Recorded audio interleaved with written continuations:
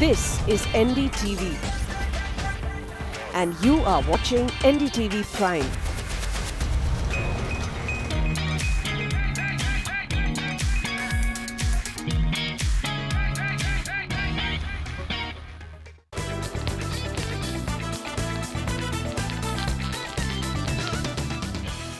The Renault Kwid has been a smashing success and it is one of the cars that everybody's been talking about the last few months.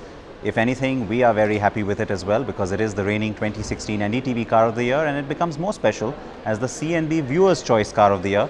It now gets the additional 1-litre variant to make its portfolio even stronger here in India.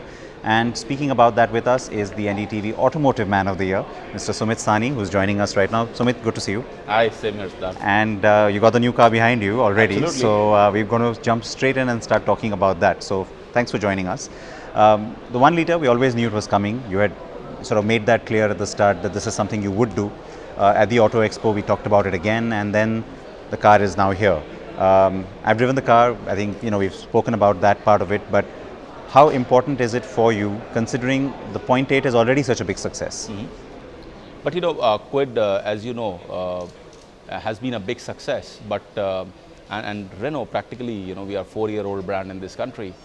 But I think it's more important to note our commitment towards this country. So when we launched Kwid in India, we did that with 98% localization, and I think we were able to successfully do that because we had built a strong foundation for ourselves. Whether we talk about our plant, whether we talk about our engineering center, or we talk about our 2 design centers in India. So clearly, a good success for us. And yes, Kwid, if I see from January to July, is among the top 10 selling cars in this country. 1-litre was very important for us because this is a car, where we launched it with 0.8 litre, and today the day becomes more important for us because this is just not Kwid 1-litre launch, but this is also the launch of global launch, rather I should say, of our 1-litre SCE engine, which I can without a doubt say is one of the best in its class. And this car, from a driving perspective, will beat all its rivals in the 1-litre category. So a very special day for me. How much of an enhancement of volume are you seeing from this though? See, as I said, we have been getting good response, and I'm sure today that when I see mini segment, earlier people used to buy mini cars because of the financial reason, because of the financial capability. But I think the trend has completely changed in last 2-3 years, especially the young audience, our youth. They don't have a challenge on the disposable income, but they really want a mini car, but they want a stylish mini car. They want a car which is very strong on design, meets their requirement. At the same point of time, it's a driving pleasure. So 1-litre is going to meet all these aspects over and above our 0.8, and we are quite geared up to handle that demand. And in last few months, we have been ramping up our production volumes, and I'm quite confident we'll be able to manage the demand. It happens with any new variant launch where obviously it will also eat into the existing cars share a little bit, but overall you'll enhance numbers. The reason I want to talk about that a little bit specifically is because unlike what we've seen from your rivals, you've also priced the car very attractively. It's not a massive difference in terms of the price between the top end 0.8 and the top end 1-litre. So given that, do you see some buyers very naturally migrating to the 1-litre even if they may have initially planned to buy the 0.8?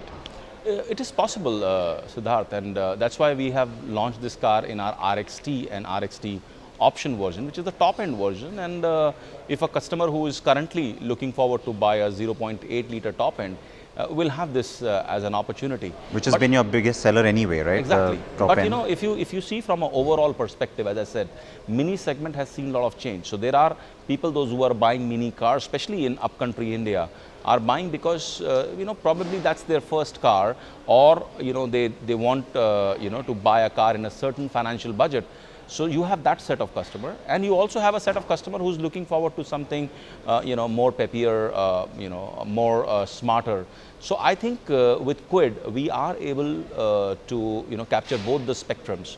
So I'm sure that it will add incremental volumes to our overall game, and as I said earlier, this is one of the best 1 liter offering in the country.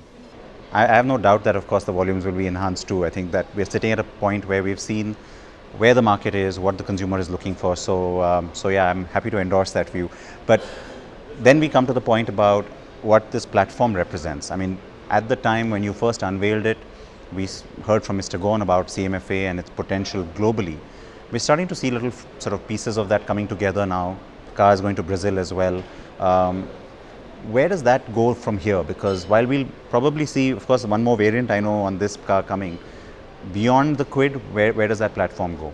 See, clearly, if we are talking about platform, this was the first time we got this platform in India. First time a brand new car on it with a brand new engine and brand new transmission. So it has been also a learning experience for us.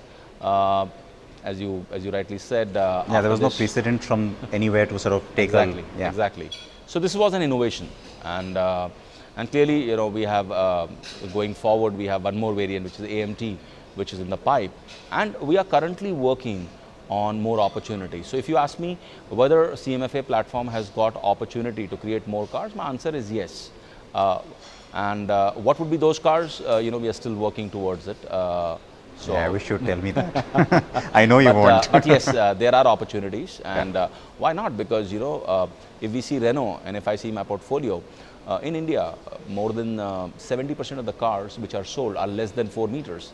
And with Kwid, we are currently capturing 24 to 25% of mini segment.